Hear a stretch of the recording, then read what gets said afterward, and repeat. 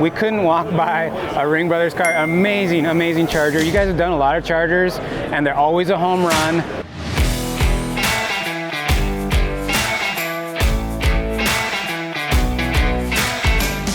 Hey guys, we're here at SEMA 2023. We're looking at some of the coolest RestoMods in the show, and we're gonna do a little bit more in-depth view on some of these cars.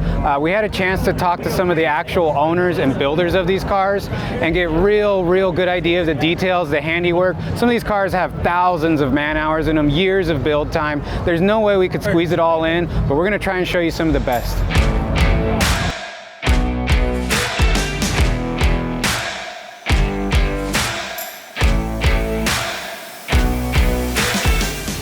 Okay guys, we're here, we're walking around, and this truck stopped us in our tracks. We want to do a few more like in-depth videos with some of the more extreme builds, and this one stands out. There's a lot of cars here that have a lot of carbon fiber. This thing is completely carbon fiber. We're here with Zach from Z-Rods. He's a builder of this thing. This thing has already been out, it's already performance proven, it's not just all looks. Correct. This is crazy. I mean, it's a full carbon body, right? Like the cab, everything, the bed, everything. Correct. It's a full carbon fiber monocoque, so that means there's zero steel and structure. So even the interior, I mean, where the headliner's at, all your reinforcement panels, it's all. So it's not fiber. Like skinned. It's the whole thing. Okay. It's whole thing. That makes a difference. Even the window tracks inside the doors are made out of carbon. Okay. Okay. So obviously it's based off a C10. Yeah. Is there a single Chevy part on this thing anymore? Probably not. No, it's not. Actually, what we did is we took a 67 C10. We did all the normal modifications that most of the guys do. We shaved the drip rails, flush fit the glass, raised the bed floor up 4.5 inches, stretched the wheel tubs. That way we could get the truck to sit at static height like we needed. Okay. We knew from the beginning when we built the truck we were going racing. I mean, it wasn't going to be just a showpiece, right? Yeah. The biggest thing we did this year with doing the show circuit was just to kind of get the accolades for the guys, the ingenuity that went into it. Yeah. The whole truck was designed in CAD before we actually started the build. Okay. Yeah, I mean, it shows like there's no like afterthoughts on this thing. Correct. That's a huge thing. This is like above show quality, but it's awesome to see that it's still a purpose-built car, and you guys have beat on it already. Yeah. We've actually right before we went to Columbus for the Good Guys Street Machine of the Year, we've been practicing in South Carolina at CMP. Okay. Kyle Tucker with Detroit Speed, he's the actual driver of the truck. We've raced it. We actually had a spill right before then. We went off the track at about 117 miles an hour and ripped the front end of the truck off. So we had to get the parts and pieces back on before we went to actually go back to the show. A little nerve-wracking moment there. But it's awesome. I mean, his lap 13 in on the truck, and he's a little over 1 second from his track record. Okay. Kyle's one heck of a wheel man. Yeah, I bet. Well, and you give him the right tool here. Yeah. So that being said, since you designed it all in CAD, anything that got damaged, you pretty much had like kind of a file, kind of something to go off of to recreate it? We had something to go off of, plus we have all the molds, so we kind of already anticipated that, hey, something's going to happen, so we went ahead, started laying up second parts for the front end, so that way we had backups, wheel tubs, fenders, front bumpers, hoods, grills, and then, because we had intent to duplicate them, so we're doing them made to order, like right now we're on truck number 3, the next 2 are a Pro Touring build, not just a race build. So and then you said this is on all Detroit Speed chassis, suspension, everything underneath the truck? What we did is we teamed up with Detroit Speed when we started building the truck.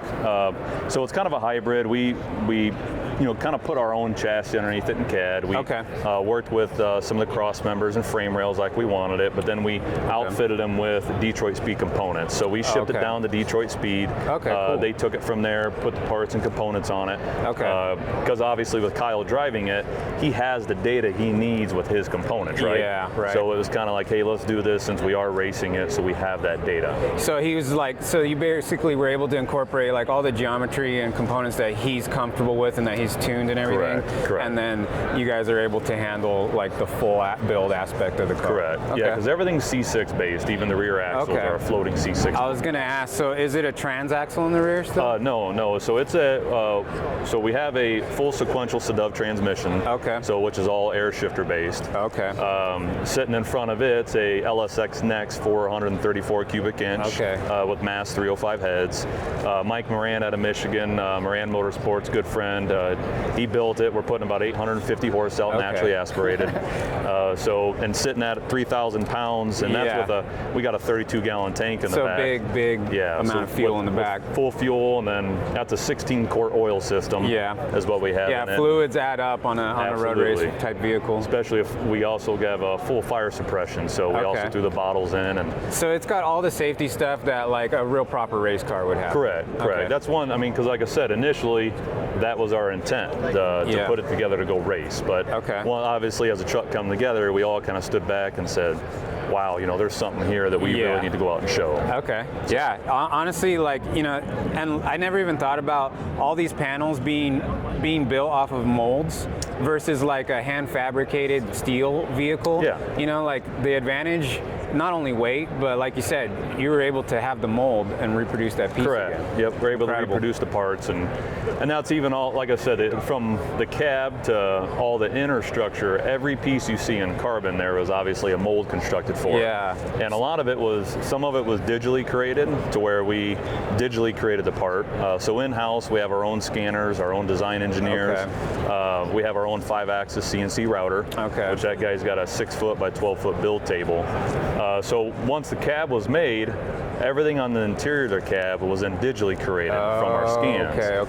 Everything in the hood, underneath the hood, was digitally created. So that's the same amount of time. The difference is you have some really talented engineers that can sit down, spend hundreds and thousands of hours drawing components, and then we take them out from there.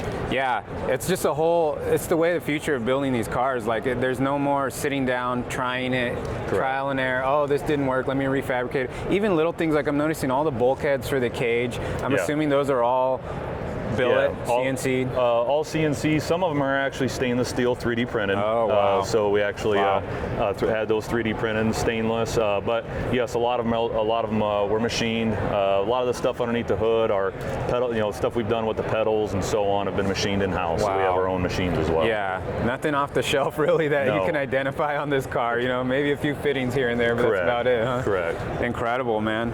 Well, you guys really knocked it out of the park. Appreciate it. I'm sure that you're going to get some really beautiful shots of all the parts that we talked about.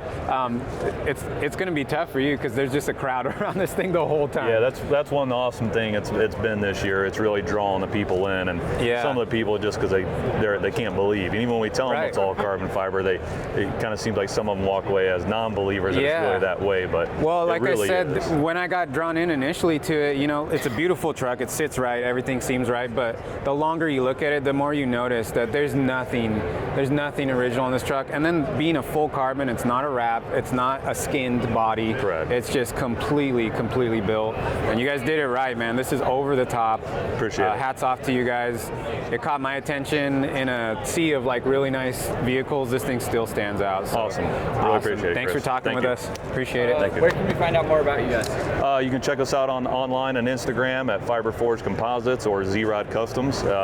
We own one. They're both one business under one house. I should say separate businesses under one house. One's our hot rod division, which we do all the construction of the vehicles, and then another division is our composite, which we do a lot of R&D prototype parts for. We've got other vehicles in here that we've actually built components for. So not just full builds. Somebody could go buy parts from you guys as well. Correct. We finished jobs. We've worked with Detroit Speed. We've worked with Ringbrothers. We've worked with Charlie Hutton, Jesse Greening, Troy Trepanier. Yeah. So we have a team of guys who we send out. They do 3D scanning. We come back. We reverse engineer all that stuff. Do all the surfacing, and basically you give us a rendering of the component or part, and from there we draw it to scale on that car. Wow. Once everything's approved, then we go into a parts production to manufacture that part for them. Incredible. There's levels to it, man. You guys are at the top, man. Thank you. Appreciate it. Thank you, Thanks guys. for your time. We're here with Zach from Detroit Speed, and we're looking at, you guys probably already seen this car all over social media, a famous owner of this car. This is another Kevin Hart car. We've seen a couple of them out here. Awesome that there's someone like that kind of propping up the industry at this level of build. This is a GTO, a GMA body, but with so many custom touches. Like I don't even know where to start. Everywhere you look on this car, something that even appears stock has been kind of tinkered on, made better, adapted. Of course, it's got your guys' suspension on it. Yes, sir. Yeah, it's using our XGen 595 front suspension, and a modified Quadrolink in the rear. So it still keeps the factory GMA body kind of, you know, 4-link design, but it's using our swivel link technology, so there's no binding. Everything handles really well, and then all topped off with JRI shocks. We looked at another truck that you're probably familiar with, an all-carbon C10. Yes. Really wild truck, but it's cool to see that those parts can go on something as extreme as that, or something like, you know, like the consumer could get this suspension from you guys and put it on his Chevelle or GMA body. Probably won't have anything this nice. This is like really cool. So what powertrain's in this? This is like a tried and true combo, right? Yes, yeah. So we went with a Chevrolet Performance LT5 in this one. It's still a dry sump, so the corner of the cowl has been cut out, and we're hiding the oil tank kind of in between the fender and the cowl, out of sight, out of mind.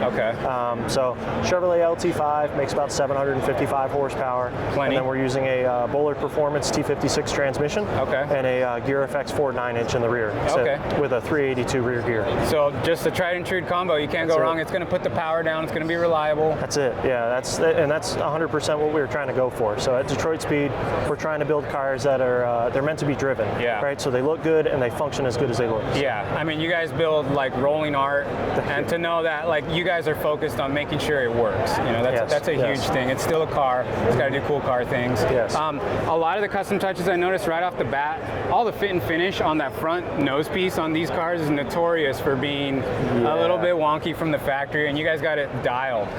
What was some of the steps you took to get that all looking as nice as it does? So a big part of, and anybody that's restored a classic GTO, they know that Endura nose is really hard to work with.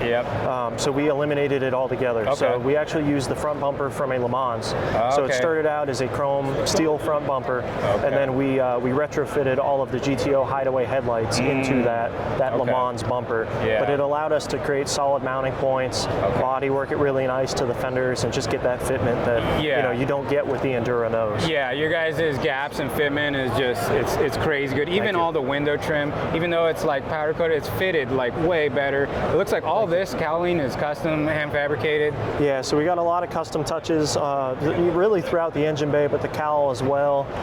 We needed a good spot to put all the electronics for the LT5 because there's a lot of computers and modules that run everything in this car, and everything is hidden inside the wiper cowl. So that cowl panel that you see on top has a nice rubber seal on it to keep it out of the elements, but everything is hidden inside that wiper cowl that runs this car. So these GMA bodies, they are physically big, but to get something with that many systems to look clean in here, you were able to utilize this big space here to hide a lot of stuff. Really cool, and that's what sets something like this above and beyond. I mean, you can walk by a lot of cars. This is still a GTO. You look at this right away and it's a GTO. You know, you can tell what it is, but there's just something about it. The color combo too. What led you guys down the path to doing this color combo, and then the ability that you guys had to play with all the textures on the interior and make it all look modern and nice? I mean, what was the inspiration there, kind of? So the color combination, I got to give Tavis Highlander credit for the interior rendering, because we had a really, really good rendering to start with. And we had discussed multiple color combinations of the car with Kevin Hart when we were designing everything. And ultimately, he has a lot of black cars. He has a lot of black cars. I was about to say he does not venture away from black very often, but there was something about the brown that really appealed to him, and then the interior rendering was created from there to kind of complement that brown. Well, that's got to be something special. You get somebody that has like such a distinct preference. To get them out of that comfort zone, it's really got to be special, and it stands out. It really stands out. I think that's what the attraction to this car is initially, is it's something a little different, but it's just so nice. It's at a level that you guys always bring to the table. What's something that nobody's asked you about this car that you wouldn't know? That you wouldn't know. Okay, I got two examples of things that are probably overlooked. So. Okay. Yeah, that's the best because, you know, you guys know firsthand what you did to it, but a lot of stuff gets overlooked unless you have a stock GTO next to it. You'll never know. Right. So let's talk about that. All right. So first thing, and probably the most subtle of the whole car, is the hood. Okay. So everybody knows what the GTO hood looks like with the hood tack and everything else. One, the tack has been repurposed into the boost gauge for the LT5. Okay. But the big change that we made on the hood is to the hood scoops themselves. Okay. They've actually been lengthened, and everything has been moved forward a couple of inches to clear the supercharger on the LT. So really, unless you know these cars very, very well, you'll never notice that hood scoop is just slightly longer than what it was from the factory. Well, it looks right, and there's a purpose for it. It clears the supercharger. Exactly. It was born out of necessity, and it just became a small little detail of the car overall. Yeah, that's amazing, and that's the beauty of talking to someone who's hands-on with the car.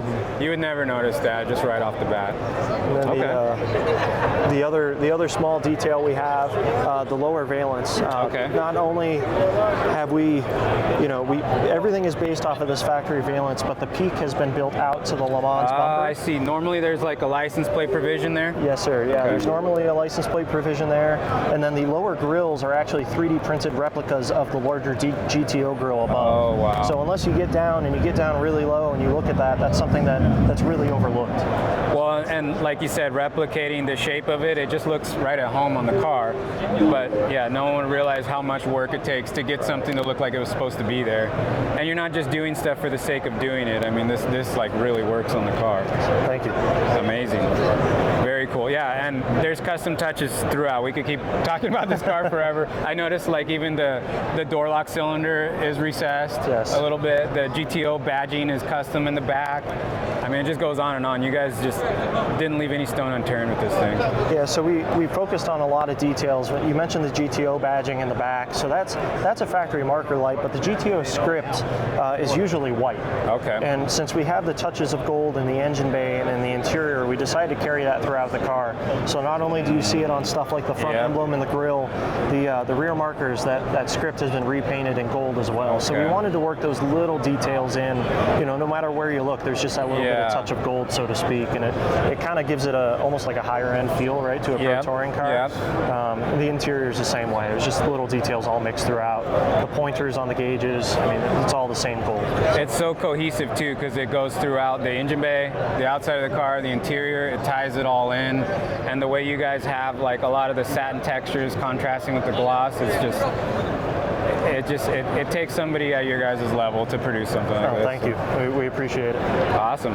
Okay, guys, we are trying to feature some of the best RestoMods at the show. We couldn't walk by a Ringbrothers car. Amazing, amazing Charger. You guys have done a lot of Chargers, and they're always a home run. How do you guys keep coming up with like fresh ideas for this body style and making them better and better each time? Well, I think what makes builds easier is because you did one, and I think while you're doing one, there's always that what about this, but it's too late because you're too far down whatever direction. But you kind of remember those things if you had the opportunity to do another one. Okay. And you kind of. Yeah. So that's the advantage, especially doing it at the level you guys are doing it at. All the details. It looks like you guys just pour all kinds of attention over every detail in the car. Yeah. Chargers are cool. Yeah. You don't have to do a lot. Yeah. You don't have to tear the dash out of them. Just put another dash in them. Exactly. They're cool, and the customer was really adamant about that. But we feel the same. It's like why.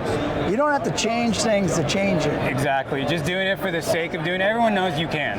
Yeah. You can do whatever you want. Yeah. But these cars, the design was knocked out of the park. Right. There is little things though, like I noticed the wheel opening in the front and the wheelbase where it sits in the car. Yeah, we moved that 2 inches because the noses we always felt were a little bit too long. Overhang. Yeah. One of the biggest changes on this car that's not even a change is I'm sure you didn't even notice, but the grille surround. Yeah, so that's one solid piece, right? Piece. I did notice that. That was all normally those, 7. Yeah, they were. So that was 560 pounds of aluminum to make that 3-pound part. But it's immediately recognizable as a 69 Charger part, It's the same. Yeah. It's just one piece that's solid aluminum. What about this rear window opening, You noticed that? There's no little overlaps, but it's the stock profile of like a stock. It's the stock one that we take together. Okay. So a million things like that on this car. But how did you see that? So he actually asked me, we do a lot of Chargers, and I'm always fighting with the stock piece to get it to sit right. And I've seen guys do all kinds of things, bend them, cut them, reshape them to get them to fit right. And I'm like, well, there's no overlaps on this. So like, what happened here? You know? So yeah, a million things. And then I like even some of the things like you said that you don't have to change. The dash still looks like a Charger dash.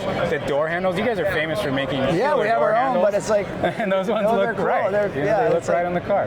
And then the symmetry of the dual fuel caps, but they're like original style fuel caps. Yeah, because they're cool. You don't have to make them just to make one. It is one of those pieces on one of these Chargers that everyone knows. I mean, you could just take a picture of that and it's a piece of art. Yeah, right? I agree. So it's like, I don't think I could do better, so why do it? Well, and like you said, I was wondering too, because it's almost an exercise in restraint that you guys have here, you know? But everything is refined. Everything, like, when you see a car from you guys, you know, all the bumpers fit perfectly. But yet they're not so tight that they don't look like a bumper anymore. Yeah, it looks like a Charger bumper. It's just way better than it ever was. And I think that's kind of a cool way that kind of RestoMods are going, you know? Like you said, not doing things just for the sake of you can. Everyone knows you guys can build whatever you want. You know, you have the capability. But to make a car that immediately just has such a presence like this, and it's a Charger, you guys knocked it out of the park, man. I'm sure there's a million details on this car that you can overlook and walk by. What's a question you guys haven't been asked about this car yet that you kind of... You know, I mean, that rear window blew me away though, you guys, honestly, because it's like, nobody's going to notice. Why are we doing it? I go, because I hate it. Yeah. I can't stand the way they fit. Well, when you're putting it together, and I'm sure, like you said, you've done a bunch of Chargers. Yeah, and it's like, and every time you deal with that, yeah. So, and I didn't want to flush mount it because, you know, flush mount's cool, but not for every car. Right. Right? I mean, sometimes that makes the car a little too modern of what the car was. So you gotta, for us, walk that line, and so. Well, and even like the window frames, the drip rails, all that, it's all better, but it's all the right shape. It's all like recognizable. A lot of people would think like, oh, that looks like, you know, the Charger that my neighbor had growing up or whatever. You know, it's not completely shaved and flush and everything. Yeah, and it was like adding a little chrome, but yet keeping the matte and the gold and, you know, like the sill plates. Did you notice the Tusk logo? So, okay, so it was pointed out to us, the gold on the Tusk. You know? And then the naming of Tusk in itself. Because it's got a Hellephant, but it's also, elephants are revered, right? And they're kind of ceremonial and, you know, and the name was kind of cool. And then, you know, on the ceremonial elephants, they put the gold tips on. I love that. You guys always bring a different level of like context and depth to a car, and that's almost more art than anything what you guys are able to do in that. You know, it's like the car, like we can sit and talk about little things like that, and that's fun for me to talk about because the cars are, you know, you can see the car, right? But people that don't get to see the car, they don't really understand the little things. Is and what we really try. Yeah. I noticed. Can I ask one about the louvers off the door up to be functional, the balance of function versus like. Yeah. So normally there's inset kind of body indentations of the louver. It's kind of like a shadow of a louver on the door. Yeah. But you guys moved it forward, and I don't know why, but visually it makes the proportions of the car look better as well. Yeah, well, you know, credit Gary Rago for that because we've always he's really adamant about don't do it if it's not functional. Right, you know, just don't. And I've heard a lot of that from the hardcore car guys, you know, event better work. Yeah, you know? So I can't take credit for that, but we can take credit that we worked together on that, the door, because I've seen guys take doors and just smooth them out, but it's like, that's a cool Charger, you know, that it's part of the soul of the car. Yeah. So originally, I mean, from a rendering, this car was going to have the gold stripes go this way, and the side scoops were gold up to a week ago. So there was a lot more going on the side there. Yeah, and it looked horrible. So but the rendering, it was, if I'd have lined up the renderings, I'd probably bet you to pick the one we picked with the graphics. Okay. The one that was on the car. was horrible. It's interesting. So yeah, I mean, seeing it in real life, and here is two different things. Yeah, two-dimensional to like real life. Yeah, and that's the thing. When you walk up to a car and experience it, it's very different. You know, it's real. It's as real as it gets. Right. So that's cool to know that you guys don't compromise anything. You know, just because it was in the rendering, if it didn't feel right, right. You guys made it right. And even the owner was thinking it was going to be something else, and we just said it wasn't right. Yeah, it wasn't working. It wasn't working. So you got to trust us. Yeah. Well, 100%. I mean, obviously, when somebody comes, you know, it's because they know your guys' work. You guys have a proven formula. I mean, there's just so many things on this car that they're so tasteful, and like you said, the difference in like the grille, you know, the fitment of that, and the normal charger pieces that you see that look great, but don't always fit great, don't always work right, you know, at this level of a car. You know? And the interior was the same way. It's got a Honda seats in it, but they look like a Mopar seat, made the headrest look like.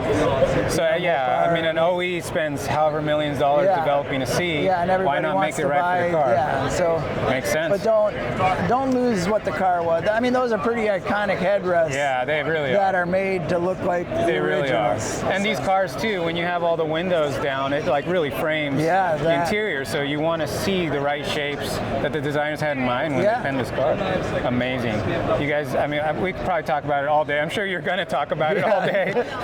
This one or one of the other ones. Exactly, yeah. So any of the other cars that people haven't asked enough about that you guys are, I don't think a lot of people saw the Mustang over there, the 65 convertible, which a lot of work is done to that car, but everything again on that, everything that was chrome is now Cerakoted, but everything that was like original we redid, like even to the sides. Just made it fit better. Made it, even redesigned the horse. Okay. Made it a little more aggressive. Very slight, you probably won't notice unless you had one. Yeah. And then you're like, oh, that's what I say a lot of times. You almost have to park a stock one next to it to really see how much better you guys make it, and you know why you guys are at this level building these types of cars. Because we get customers that have kind of helped us over the years. And that car, the lighting's a little off over there. Interior looks a little pinky. It's actually brown when you go to see it, but the lighting inside these, you never know. But I think it's a fun car.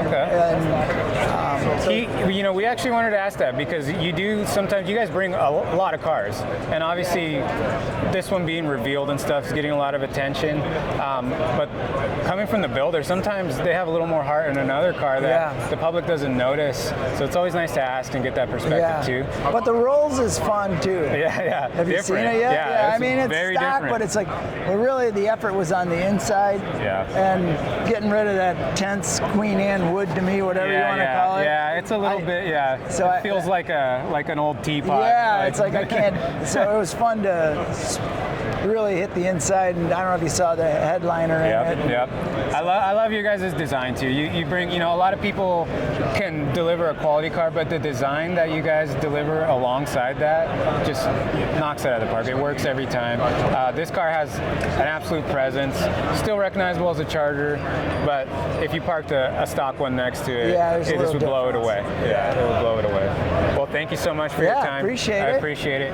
Thank you guys. All right. Okay guys, we talked to Mike Ring about this car. He said definitely worth coming to take a look at. There's a ton of subtle custom touches. I'm pretty familiar with these Mustangs. Let's see if I can spot a lot of them and walk you guys through front to back, just what I can pick up on. I'm sure there's a lot that I'm gonna miss, but let's see what we got here. So starting off right here at the front, you can tell all this fascia is reshaped. These headlight doors are tucked in, they're fabricated. This whole grille area is all one piece now. Normally there's 3 or 4 separate pieces. He said they machined this horse logo to look like the original. Even the honeycomb insert is like a throwback to the original honeycomb, but obviously with their modern touch.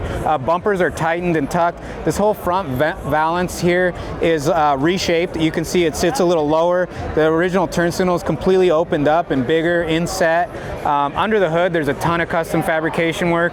You can see the closeout panel is all hand fabricated. A lot of the engine component underhood parts are hand fabricated. You can even see these rails here where the fender normally overlaps into the apron is fabricated. Obviously a modern engine. This is a Coyote engine. It has a lot of cool touches like their hinges, all of their hardware. Under the hood, this is some of this is reshaped. The latch is redone. Moving our way back, you can see these badges kind of have the same design as an original one, but they're completely redone. They're built for this car. Same with the horse badge. They redesigned what the horse actually looks like, the profile of it, but put it kind of in the stock spot. These are like a bigger size of a styled steel wheel, but you can see the stance of this car. It's on a custom chassis, sits a lot lower, tucks a lot bigger wheel and tire combo with the red line. To me, it honestly looks like this rocker piece down here has been extended. You can see some of the stock like windshield frame stuff on a Mustang. This has all been coated and tucked and tighter. Obviously a custom mirror from them. As you move your way back, you can see they retained this factory door handle, just put a coating on it, but this is completely custom. This looks similar to an original badge or emblem that you would have here, but it's completely reshaped and it's bodyworked into perfection sitting in the car. Okay, so the interior, kind of at a glance, a lot of it looks factory, but I can tell right off the bat a lot of it is not factory. So it has a stock looking gauge cluster, but all the gauges are modernized in there. Even the steering wheel has the original design, but it's shrunk down, it's smaller, it's all probably machined out of billet. The interior door panels look like pony door panels, but they're very refined. All the door handles are changed. The stock radio insert looks original, but all the textures and finishes are different. The console is completely custom. The seats have some of the original type moldings on the edges, but they're completely reshaped to have a lot of more side bolstering. A lot of work in the interior where it looks stock. It has kind of the soul and feel of a Mustang, but it's completely redone. Working our way back, same thing back here. You notice this Mustang could never tuck this size wheel and tire.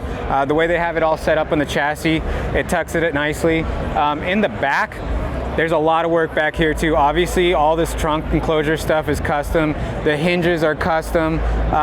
But then little touches like the bumpers and this fitment of the end caps is all redone. These exhaust tips look like GT trumpet exhaust tips, but they're all custom, hand done. And then the gas cap, this is where it should be on a Mustang, but it's completely redesigned. It's bespoke to this car. Same thing with the tail lights. This is all Ringbrothers with LED inserts. They knocked it out of the park where the car has that feel of a classic convertible Mustang, but just a ton of little details. So shout out to Mike Ring for pointing that stuff out to us and having us come take a look at the car. All right guys, we were lucky enough to talk to Mike Ring for a little bit, and one of the cars he mentioned that they brought was this incredible Rolls-Royce, a little bit out of the wheelhouse of RestoMods. However, the more we looked at this car, there was a couple neat details we found. It is powered by a supercharged LT4, and when we looked in, this is of the generation where they badged the builder of the engine, and this engine was actually built by Crystal Strickland, who, I don't know if you guys follow Freedom Street Garage, our sister company, but we gave away a ZL1, and the engine in that car was built by Crystal Strickland. So super cool tie-in. And then another neat little touch was the Ringbrothers Grey Poupon in the I guess you would call that the passenger area. So super neat car. Okay guys, another car that just cannot be ignored is a Kindig car. No surprise there. They're always pumping out the best of the best, and it's a black Mopar. It's a Challenger, another Hellephant-powered car. I don't think I've ever seen this many Hellephants in one place, but a perfect car for it. Everything that Kindig touches is just over the top, and this one doesn't disappoint. You still recognize the shape of a Challenger, but everything is just custom made on this car. It's on a Roadster Shop chassis, independent rear. I took a quick peek under there, and everything is show quality, just as nice as the top, which is to be expected from them. And the custom interior is just amazing in this car. The way that these cars are hard-topped, it really frames the interior. So when someone does a real nice interior, it's a great way to show it off. This car checks all the boxes. Super, super over-the-top Mopar. There's a ton of details. Every little thing on this car has been touched. One of the cool details I noticed is the taillight has the shape of a Challenger, but the honeycomb pattern in the LED has like the little Mopar Pentastars in them. So just little things like that differentiates, like this is not just an average car. This is a full-blown show car. This is the type of stuff that you're only going to see at SEMA or on TV. I'm sure that there's some documentation of this car being built with Kindig. Shout out to them, hats off to them. They always bring something really killer to the SEMA show, and they knocked it out of the park with this. The stance is crazy on this car. This car just has a presence. presence. On Saturday, I saw this car actually being driven in, and it just stopped everyone in their tracks. You just stop what you're doing, you look at the car, your neck breaks. So just once I saw it displayed here, I knew we had to talk about it in depth a little bit. There's not much left as far as original Mopar on this car, but that being said, it still has the vibe. It still has a Hemi. It's on a way better chassis, but the shape is like you walk up to this car and you know it's a Challenger. It's not so reproportioned that you don't know what it is. So I really appreciated that, and I wish I could talk to them about all the little details, because there's so much stuff on this car that unless you were there and building it, or you maybe had a stock Challenger next to it, you wouldn't be able to pick out all this stuff, but it's just all eye candy. There's stuff that is just like expected, like this bumper gap fitment and things like that. They take so much work, and there's been so much effort done to make that all perfect on this car. Head and shoulders above what a stock Challenger would be. Obviously, you know, a few different Hellephants that we've seen, people dress them up. This one's probably the nicest dressed up one I've seen. A lot of custom covers to give it a show quality finish, but this thing's like 1,000 horsepower, independent rear suspension. I guarantee you, if you wanted to go take this car on the track, it would perform. I know it's not exactly built for that, but I guarantee it would do it. The quality of craftsmanship is just so high. I just really appreciate everything they've done to this car. Everything's been touched on it, everything's refined, everything's just perfect on this car. Hey guys, Dustin Hacker, Nostalgia Hot Rods, SEMA 2023. We're here at the Speedtech booth with RestoMods, showing you guys a little bit about what we do. So right here, 1956 F100, man, super custom, front end, steps, hood, roof, just the whole deal, right? Full handmade everything. Next to that is a 1965 wide body Corvette. Again, widened fenders, a lot of custom work. And now we brought 9 out to SEMA this year, and it's so hard to get 1 or 2 in, and we brought 9. Thank God we're local. Shop's only about 15 minutes away from the convention center. Now we brought out a 1969 Plymouth Roadrunner. We brought out a 1963 split window Corvette, 1955 Nomad, 1959 Apache, 56 F100, 65 Corvette, 69 Camaro. I mean, we brought out, and a 1946 Willys Jeepster that's in the Toyo Treadpath booth. That thing wasn't even painted 10 days ago. So, and it's here, and man, my shop, the support from everybody and all of our vendors. Huge thanks to Speedtech for taking care of us on these two and working with us. We're so excited to be here. Oh man, we typically get anywhere from 2,000 to 4,000 hours into each build. Some range even more than that. The Roadrunner, we're probably 20,000 hours into that thing or more. Kind of lost track. But man, our team is 22 guys that work in the shop, right? And we've been together a long time, man. And we've been open 16 years, and all my guys are real, you know, talented in every aspect of what we do.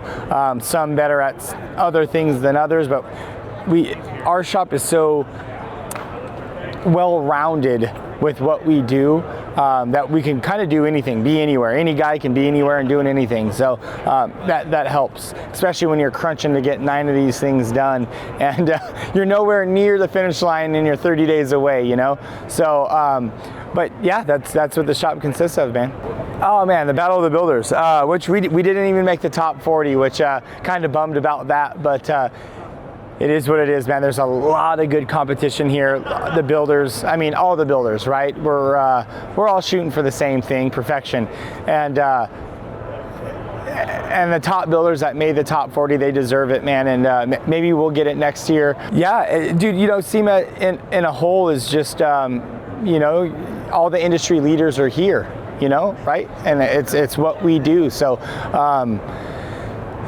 dude, I can't thank SEMA enough for having us, and it's just a good time. If the people watching again, if we haven't already seen and heard me ramble on about this car, we were filmed about 6 times yesterday just on that one alone.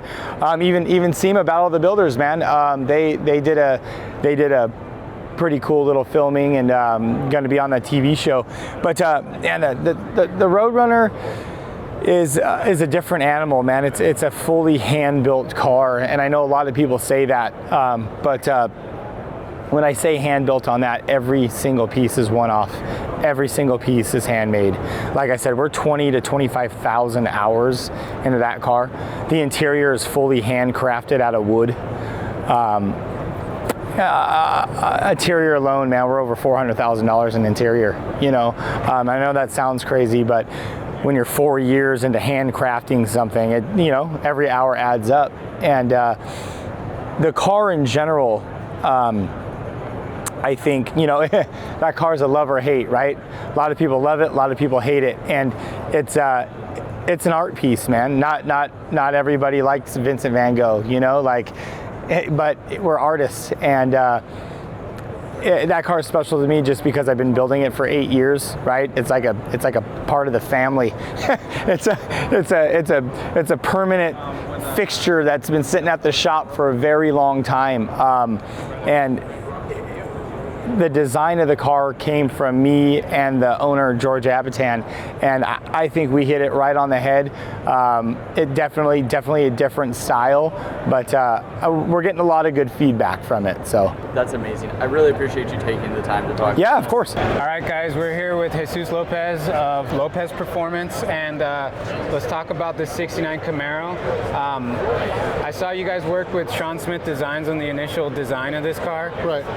So tell me about some of the stuff, because the '69 Camaro has been done almost every which way. Sure. But to make one that stands out, I love the color, first of all, and the way it ties in with the carbon and the accents.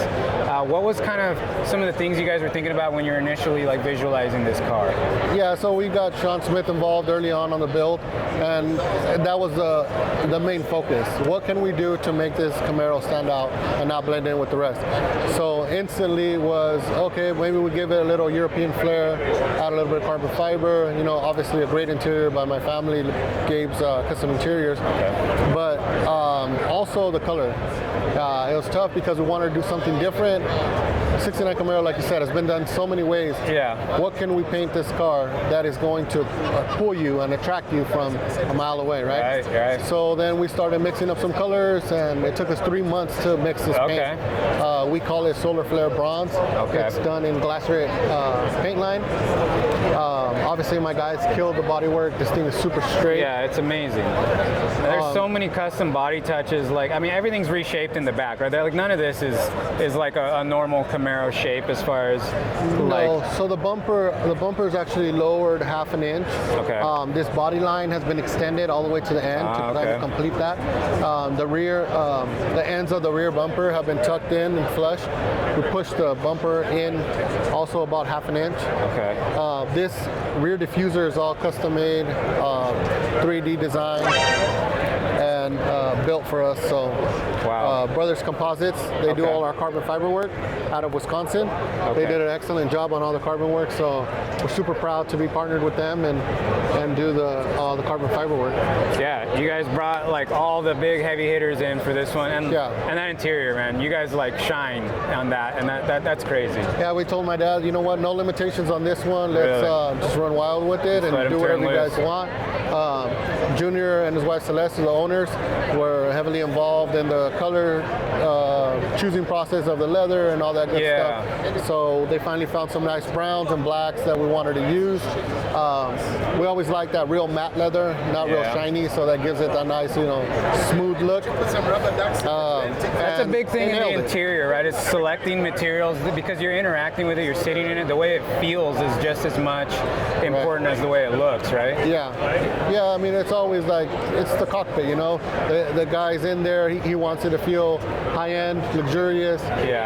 So that's what we try to give him when we build one of these interiors. Yeah, it shows, man. It just seems like when you're interacting with this car, it's like nothing else out there. You know, you feel like you're in something just super high-end. Like so we designed them a custom steering wheel, one-off gauges from Classic Instruments. That dashboard was all 3D designed by our head designer, Brad Clark. Amazing. And again, it's just just like everything on the car. There's so many details on the car. We can sit here and talk forever on it. Yeah, and that's why, you know, we shoot a lot of cars that you walk by them and you know it's special, but you got to talk with someone that's hands-on because there's a million things that we probably couldn't even touch on. I'm sure the underside of this car is just insane too. What kind of chassis is under there? So it's a Speedtech engineering chassis. Okay. And then bricks and forged, obviously, with the real tight fitment on these wheels. There's carbon on the wheels too. Yeah, full carbon barrel wheels. Wow. So if we walk around the side here, you'll notice how all the rear diffuser keeps following along the side of the car. Okay. We made the side rockers with illicit name stamped into them there. Then we continue to the front of the car, more carbon fiber accents with the side mirrors. Yeah, it all ties in too. It all works, and then the contrast in like the satins and the gloss is just, it's crazy. Yeah, trying to just mix with different, you know, finishes. Try to get that as nice as possible. The front splitter's all carbon. The carbon grille? Yeah, carbon grille insert. That's something I've never seen before. So this grille is all machined from one big piece of aluminum. Okay. So again, we had Martin Horton from Blue Point Design. Okay. He came and 3D scanned the car for us and modeled this grille. Then Evod Industries machined it. Like you said, we got all the heavy hitters involved in this car because we wanted it to be at that level. You know, we wanted it to be a showstopper. Speedcore. This is actually a hood that they produce for me and that I sell. Oh, okay. So it's your proprietary hood then for a Camaro. My hood and my front splitter that Speedcore makes for us, and then a one-off grill. That's when you know you have a winner, when somebody else wants to buy the parts on this car. You know, that's. Yeah. So it's, you know, it's. I don't know. And obviously masterpiece. A supercharged LS. What's kind of the details on the power plant? So this is a Dart 427 LSX block, and then we have a 2.9 Whipple on it. We're running some pretty low boost on it, and it has about 1,000 horsepower right now. So we plan to take it back to the dyno, put it on the chassis dyno, and then really push it to see what we can get out of it. But as of right now, 1,000 horsepower with a valet mode switch that drops it down to about 500. That's kind of nice. Yeah, 1,000 horsepower can be a handful, you know. And this car, I'm sure it's not like it doesn't have all the traction control and like. Definitely this is a visceral car to drive, I can imagine. Yeah. But I bet that chassis puts it down safely too. It probably feels pretty planted. Yeah, that and that valet mode to help them, you know, keep them safe. Yeah. Get used to driving the car maybe in that mode, and then when you have a wide open straight or something, full you can power. Wow, incredible, man. You guys really knocked it. There's so much. I'm looking at the cowl area. That's all like completely smooth and redone. So all this engine bay is all hand fabricated by our metal fabricator, Daniel Aguilar. And this guy is super talented. All this is all sheet metal. Wow. Stamped, you know, none of this is bead rolled. All this is stamped. I was going to say, it's so deep that's not a bead roll. That's like fabricated. This is all stamped on a spool max, and then just all the firewall is all stamped out of one piece of sheet metal. Wow. And so a lot of time involved to do something like this. Yeah, that took us two years to build this car. Yeah, I love talking about cars like this that do take years to build, because you know you can walk by a lot of cars here that are a wrap and wheels and stuff, and they get attention, but like this just draws people in, and like it just you stay there. You know, like you almost have to have a stock one next to it to really start picking apart. I think it starts with the color. You know, the color really pulls you in, and then you're like start seeing it and finding all the little details. Yeah. You know, like the grille. Yeah. The engine bay, and then you move into the interior, and it just keeps going and going and going. It's never ending. You know. So. And it all works together. It all looks like it's supposed to be there. The design and like the choices you guys made, and then obviously the craftsmanship is just insane. And that's all thanks to Sean Smith. You know, we get him involved early on, and he sets us up with a beautiful platform and a beautiful, you know, I don't know, to start with. And you have a direction to go that you know it's going to be a winner. Exactly. You know, you just apply your guys' skills to it, and then I'm sure there's stuff along the way that maybe made it in the design, but in real life you're like, I like this better, a little tweak. Definitely. Is there anything like that on this car no one's asked you about? Maybe like something special that no one notices or no one's asked you about, something that you know because you spend all the time on it? I mean, all the amount of metalwork that's done to this car that about 99% of the people don't know. Yeah. Stuff like the flush mount mount glass to bring the body closer all around the fresh mount glass. This fender is extended. Okay. This post is widened. All to get all this, the cowl has to be reshaped and tucked under the glass. This door has to be cut back in order to match with this back post. Incredible. There's so much metal work. Just in this corner right here. Just in this corner. Yeah. Yeah, and people don't realize when you start with a 60s car, it takes a lot of work to get it, you know, where you want it. And then to have it customized from there where you want it, it's insane. Also shave the drip rails and added just a little detail there to make a drip rail, but that's really cool. Yeah, so you don't lose like that, okay, this is a Camaro roofline, you know, but it's just dialed in. It's just cleaned up, it's tight.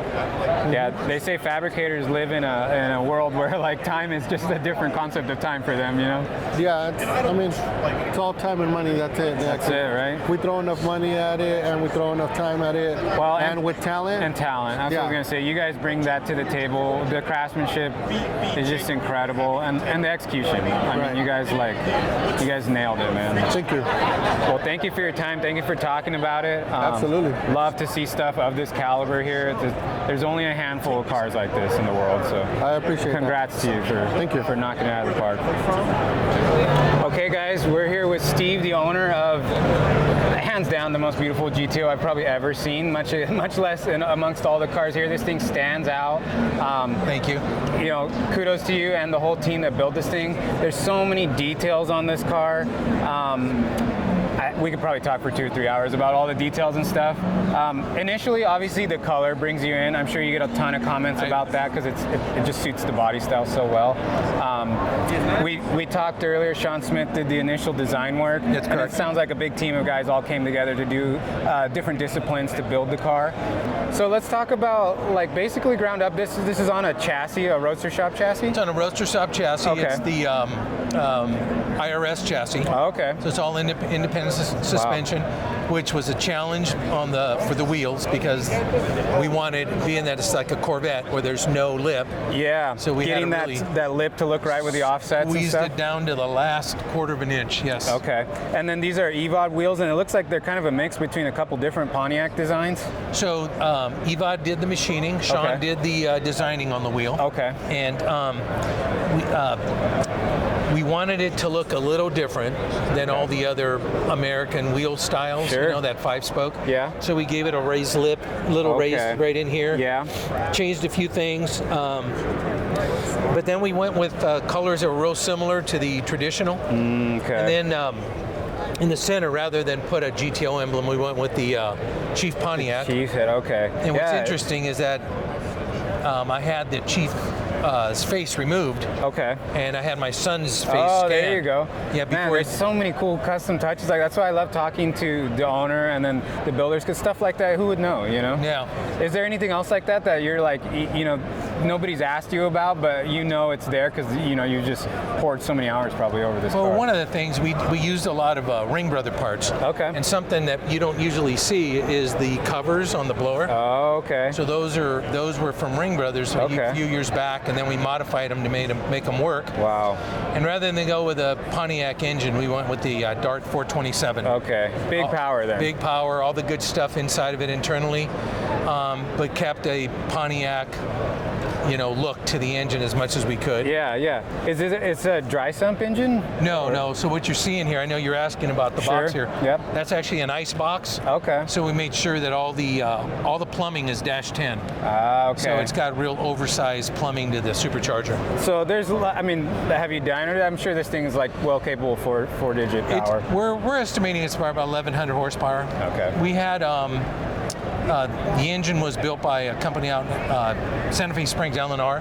Okay. And then I purchased the All-Pro heads and had them milled he ported them to an LS7 configuration. Okay. So it's a big... It's beautiful too, all the detail work, the satin finishes on the engine, it's so well executed. And all the gaps, all the fit and finish on everything is just way above and beyond anything you could get in the 60s for sure. Yeah, thank you very much. And the interior? So the interior, we wanted it to look fabricated if you wanted. Well, we went with a couple of different designs that Sean had done, and so we had it look very traditional. Okay. And then we decided, we saw the Cadillac Celique.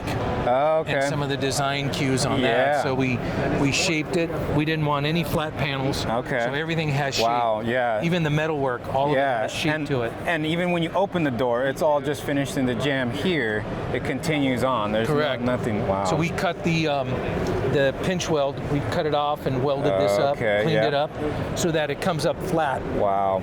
Up against the door. Yeah. Instead of that, windlace or whatever they would have put over that from the factory. Yeah. And I love the contrast, the polish. It just looks so good against this color and the leather and everything. So all of that is a bright nickel. Okay. Everything's nickel. The whole car's nickel. There's no chrome. Wow. Just pointing to the interior, the shifter looks very much like what you see in a Bentley. Okay. And then all the black you see, you can see some grain in it. It's actually like a Mercedes where you have the black grain. You see it a little more on that one there. It's got such a high-end look to it, and all those little details is what does it. Yeah. Wow. And then even like stuff like all these window moldings, they look like they've all been like, tuned up and dialed in. They're all original. So typically you would see this molding comes around and joins here. So we cut it back and kind of just evened it up with this molding here. Let's give it a little different look to it. So many little things like that make a big picture. Like the car is just so The well lower put together. molding is all handmade stainless steel. Okay. That then we had plated. So it kind of looks like the original one here, but it's all handmade to fit better and be nicer. And it goes under the car to hide the pinch well, so you don't see any of the pinch under the car. It's amazing. You took the factory styling was pretty great, but you guys made everything just higher end, nicer, just everything is better. Thank you. I even noticed around back, where you said, that molding continues back here. Correct. And then everything just fits perfectly in this corner area.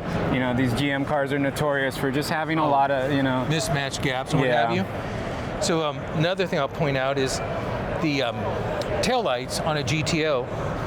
This ring is internal to the light, so when you push it in, it comes through the back. Comes through the back, and you have these big gaps. In this case, what we did is we bought or I had a company machine out the Lexan. Okay. And then we used Digitails, and then we had another guy come in and scan it. Wow. And we made these fit over the top. Wow. Yeah. So you hide all the much gaps. Cleaner. Yeah, and it just fits perfect. And then I saw too, when you turn the lights on the LED, it has that modern touch that the whole car just feels way high end for kind of like a BMW, Mercedes. Yeah, and the colors lend themselves to that. I think I overheard you tell somebody this is a BMW color. This is a BMW color. Okay. It's Blue Ridge Mountain. Oh wow, it's beautiful. Yeah. Just the contrast of this. There's a lot of black cars out here. Oh yeah. But this is beautiful. This is classy. Really, I keep saying that word. I don't know how else to describe it, but everything fits so well, and that's what I think. And then the stance.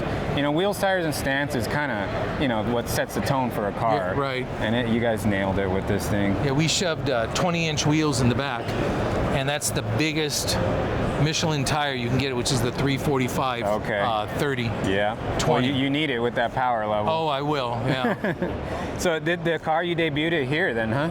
This is the first time it's been seen. Okay, wow. We had it out there on Instagram under Twisted 67 GTO. Yeah, that's how I heard of it. I'm a San Diego guy, and there's some work that was done in that area on the car. So yes, it was. I followed it that way, but man, in person, pictures don't do it justice, man. This thing is incredible.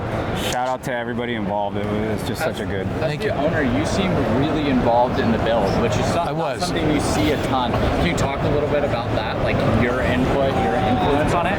Yeah, so a lot of builders, I find, they'll take over the build, and it's somewhat of their vision. They bring the client's vision, but it's their vision too. And I didn't want the car to get away from me in terms of cost, schedule, and my vision. Right. So I commissioned one guy to do some metal work for me. Roadster Shop had done most of the metal, which I was real happy with. Okay. And they set up the engine, they set up all the cooling system. They did a really nice job. You had a good foundation from a reliable, trusted source. They really know what they're doing. They know what they're doing. I really am happy that they started it off for me. Okay. Then we brought it home. We had Hot Rods down in San Diego. They started on the body. They'd started on the paint. Nigel Pappas, who works there. He worked for Chip Foose in the past. Okay. He sucked in the bumpers, cleaned up the bumpers, cleaned up all the metalwork on it. Yeah. And then once it was painted, we took it back. I had a guy wire it at my house, so we put in a coach system. And then, funny, the engine was painted at the time. It was a Mustang red. Okay. And I could not make that color look right against this. I kept thinking, no, I can't even take enough shots to make it look good. So we end up going back to Hot Rods, and I told him, I said, I'm gonna pay you to do it. Pull the body back off. Wow. What? Pull the body. No, we're painting everything. So then we came up with a Audi Matador. Okay. Matador red, Audi Matador red, and did it in a matte.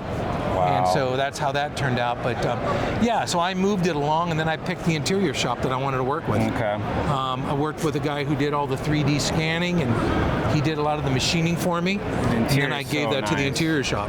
Wow. Yeah, that's the thing. I always love talking to the builder or the owner or someone who's really involved in it. It sounds like you were like the manager of this whole thing. I was. Which is tough because that's where a project of this scale does get away from most people. And that's when you see these really crazy numbers. I mean, any time you take a car to this level, it's not going to be cheap, you know, no matter what you do. No, it's not. But yeah, that no compromising, like the story you told about having to pull the body off to do the engine, that's what makes a car like this. There's always something where somebody refuses to compromise, and it just shows, man. It's like the finished product. It was probably painful during that moment when you realize I have to do this, but I made a few enemies. Well, not enemies, but we're all of the team is friends. Yeah. But we did have some trying times. I bet. Yeah. You know? Well, it's never a smooth road to get something like this. I mean, it stands out. Even here, I can't imagine this at like a local car show. It's probably just head and shoulders above most things you see. But even here, it's like it stops you in your tracks, man.